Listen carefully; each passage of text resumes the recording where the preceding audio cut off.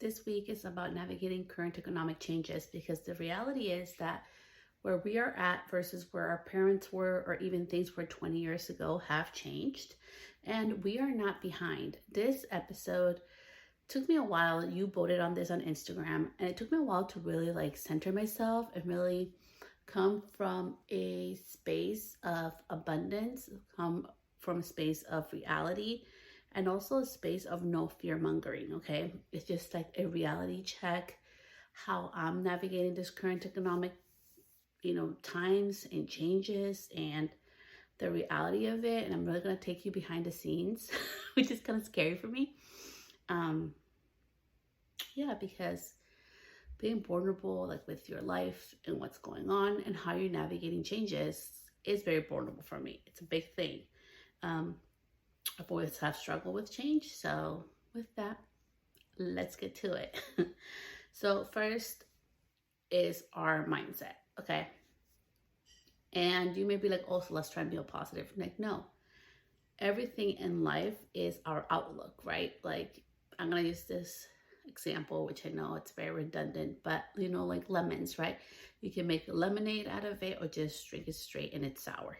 So a lot of it is our mindset. And I really want to talk about that. And I'm going to give you some examples throughout the episode, why that's so important. But if we are not in a good headspace, my first thing would be what are we consuming? So what I'm doing is I'm staying off news. I'm trying to stay off social media.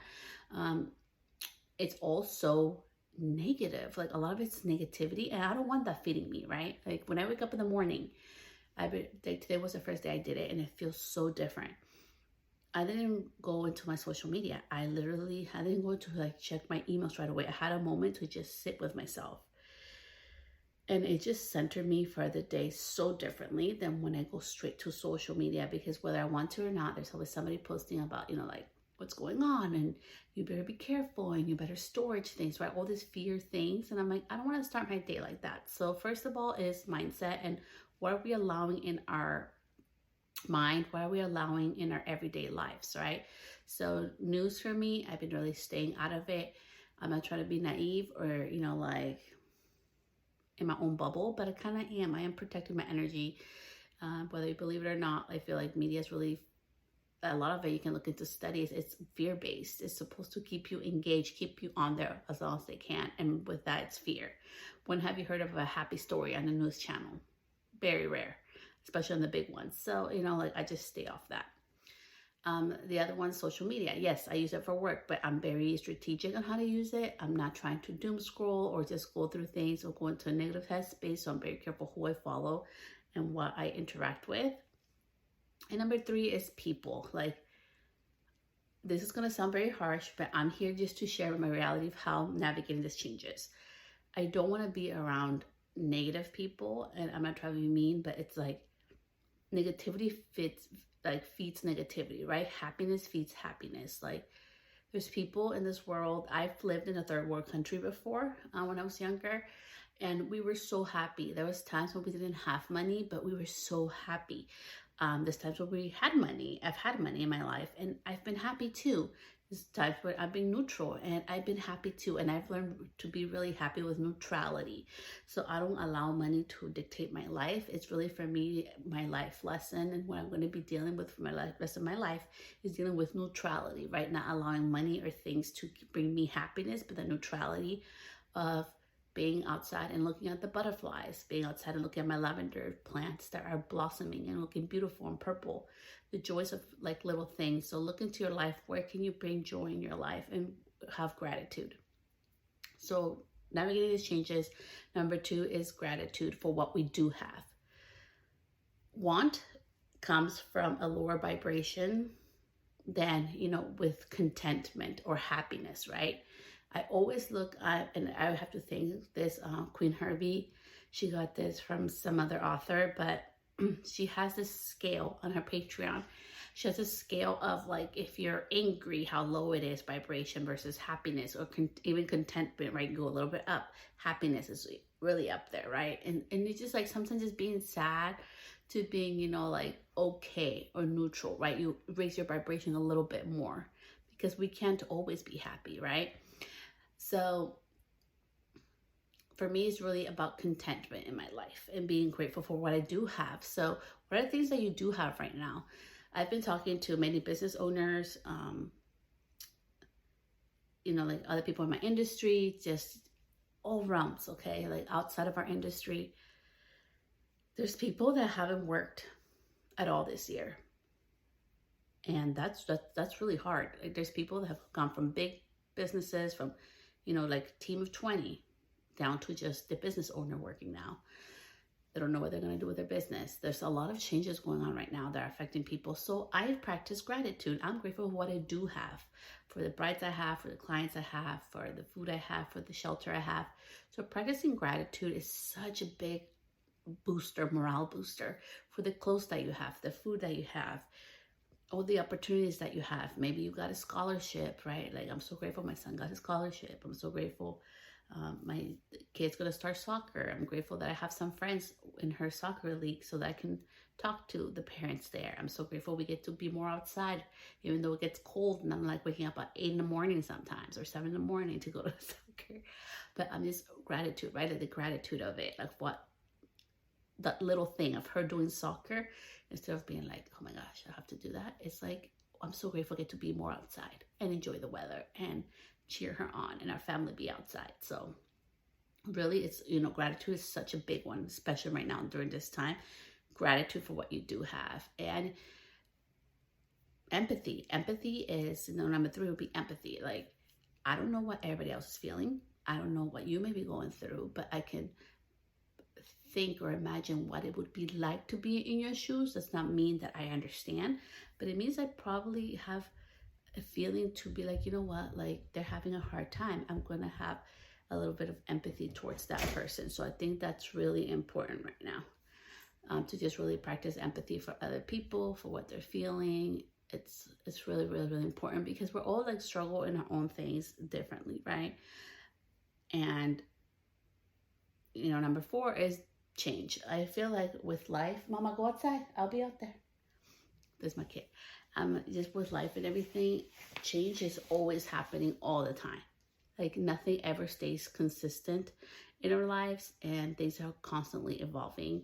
For me, I'm in a big season of change. I'm having like 2 kids still in elementary school, and I have another one that's grown up, right, and started to do his own life journey. And he's an adult, considered an adult now, which I have my own feelings about that. But that's stuff for today's episode. So I'm navigating with a lot of changes right now. And I'm giving myself grace, and I give myself space. So during this time, it actually worked out for me, because I wanted to take some time off. And it's just beautiful how taking a time off has given me time to also give back to other people and other things that I'm really passionate about that has nothing to do with business. And that makes me feel good. So just navigating change with grace, right? Like, what does that mean for you? Maybe for you, it's like, you know what, I'm going to take on a new hobby. Maybe for you, it's like, okay, I have this extra time. What can I do that feeds my soul, makes me happy? Sometimes just going on a walk is enough, or just being able to have, a cup of water in peace and in quietness in the morning. It's enough. Like, we don't have to be productive all the time. And I feel like we have always been just so conditioned to heal ourselves and be productive and do more and maintain this like the false sense of linear life, which is not. If you think about life, right, like we go ups and downs and we change and evolve, and it really has peaks and valleys. So for me, from a person that struggles actually with change, it has been really helpful to just really look at life. Like, life is constantly changing, so enjoy the seasons of it. Be in the present right now and what you do have and the opportunities that you get to have at this moment, because things do change all the time. And I really want to share something very vulnerable for me. It's like, we had something really drastically change at the beginning of the year for my husband. And I had a feeling it was going to change. And he was like, no, it's not going to change. I'm like, no, dude, like, I feel like that's going to change. And it did. And it made me step up to become, like the main provider for her home, for her family. And I haven't done that in a while. Like, I used to do that all the time. And in the beginning, like, that's how it was for us. But I was like, wow, like I'm like, this, it feels different, right? So we had to switch roles and do things a little bit different. And I learned so much from that. I was like, wow, I learned like my own power. So rather than being in a negative state of like, oh, this sucks, or what's going on, or going down the doom of, oh my goodness, like being like sadness from that movie of gloom. I was like, okay, this is an opportunity for me. What can I do? And I learned so much about myself. I learned so much about putting myself out there. I learned so much about being able to grow my business and grow my bookings without having to post every day, like literally. I was like so impressed. I always looked at my numbers and analytics to make decisions, and it was just such a good learning lesson for me. Very, very good learning lesson for me. And as I'm saying this, like this light bulb moment just came, which I'm going to go check my analytics after this episode because something just literally clicked. And that's what I mean, right? Like navigating that change. And now we're back to where we're about to switch off, where he comes first, income's going to come first from him and second from me. And so that's nice. I'm like, okay, so see, it was the temporary change, right? He's like, yeah, the thing is temporary. And it was. And it was just such a beautiful feeling for me and for him just to learn to rely on each other and to really be okay that our roles can switch and change. And instead of judging each other, we're just there for each other. And part of that too is like, I really want to talk with navigating economic changes about materialism, okay? And it's not your fault. It's not my fault. Consumerism and capitalism is something that is very ingrained in our culture here in the US, I feel, than other countries. And that's just from my own experience from having lived at another country. So the reality is that we're, like, oh, get the bigger house, get the nicer car, get the nicer things. I was the type of person, I've told you, like I used to get a brand new car every 2 years and I only wore designer things. Like that used to be me. Now Celeste goes like thrifting. She loves it. I don't buy things all the time. I switch out my clothes from summer to winter, winter to summer, with the seasons. And that's how come my clothes look so different. Some of the outfits I have, a lot of people love in my pictures and photo shoots and things. And like when I go to events and things, but it's because it's old stuff that I literally like, upcycle all the time, and reuse all the time. So I've changed a lot, and it's been years in the making to release myself from this over consumerism type of mentality. That's why I stopped for a long time promoting things and working with brands, because I didn't want to continue with helping with the problem of over consumerism and capitalism. So now I feel like I found a good middle ground that makes me feel good about it.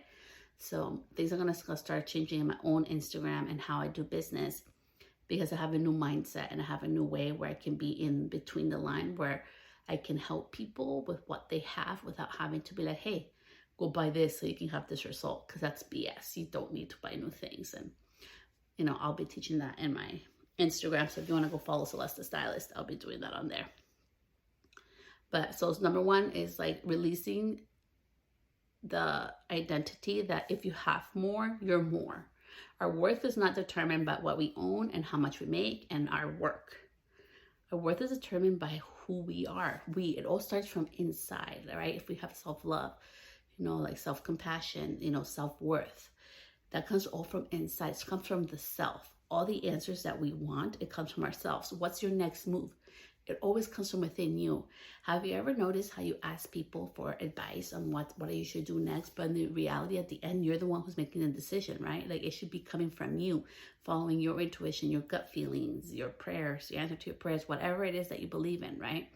So I think it's so important that we start taking back our life into what really means to be happy. And I'm 40 years old now, and I have a lot of people around me who are older than me, who are 50s, 60s, 70s, 80s, and a lot of them are getting sick, or all of a sudden they have this big grand plan of retirement, and like health is not there, so they can no longer do that, and things change like in a spur of a moment, right? And one of the biggest pieces of advice I've gotten from them, because they're so knowledgeable, and I'm so grateful to have older friends, is that live life for now. If you want to go take that vacation, take it right now. If you want to go do, like, you have a dream or to start something, go do it right now. You know, like, the beautiful thing about failing is, like, failing is part of success in regards to, if you fail and you learn from it, you will be successful. If you fail and you don't learn from it and you keep doing that, of course you're going to fail. But I always look at failure or making a mistake as, I'm going to learn from this and don't do that again, right? So, like, that's always my mentality with everything I do in life, because I don't know everything and I've had to learn things from zero. I didn't know hair, you know, I had to learn about it and invest time making mistakes and fixing my mistakes, and also learning what worked, what didn't work, and investment in products and knowledge and classes that were a waste of money and time. So there's so much stuff that goes into it. And that's why, like, I'm trying to tell you, it's like, it's so important that we really, like, acknowledge, like, what is meaningful in life. And for me, like, my life right now, it's like, I'm so grateful we're healthy.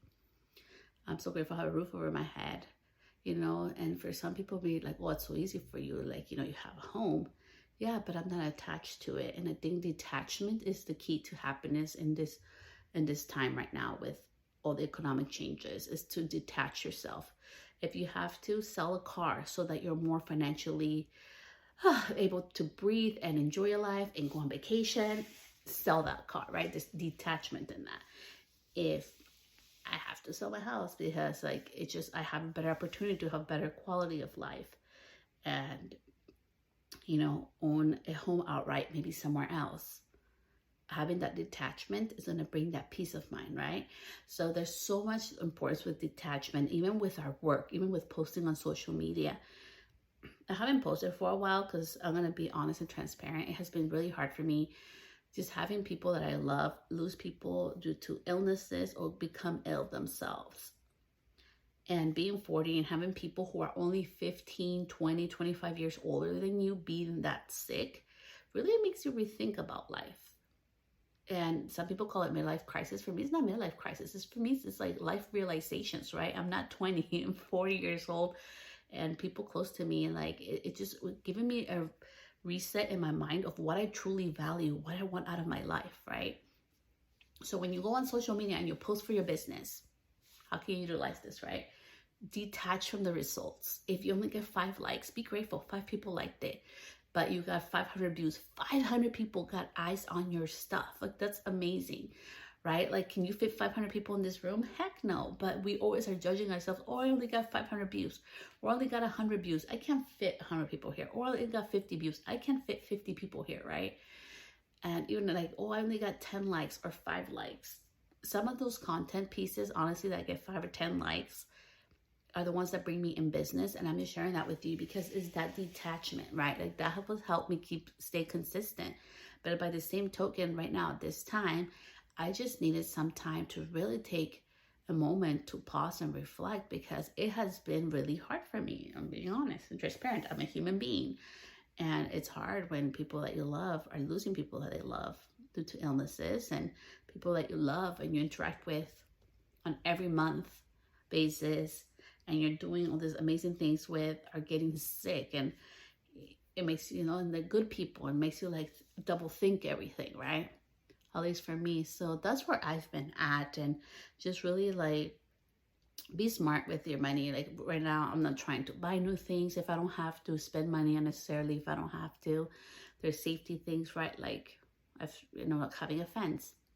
Probably a safety thing when most of our neighbors have dogs or animals in our houses. So, but buying a brand new $80,000 car. Yeah, that's probably not the smart move at this moment, right? Unless it's not a smart move, like I just wouldn't do that right now, right? It just wouldn't be a smart move for myself. Right now it's probably not a smart move to go, buy a brand new ring, for $30,000, right? That's probably not a smart move. Smart move probably right now is just looking at how can I utilize the best possibility and capability of the things that I do have. What I have in my business, what I have in my life, what I have, already in my stuff, like even with my color, right? When I do color, I utilize the product I already have so that I'm being, I'm reducing how much impact I'm doing to the environment. I'm also not overbuying or over consumerism, and I'm utilizing what I have. So that's my take on this whole over consumerism, how I'm navigating these economic changes. Thank you so much for tuning in. There'll be another episode this week, and I'll see you then.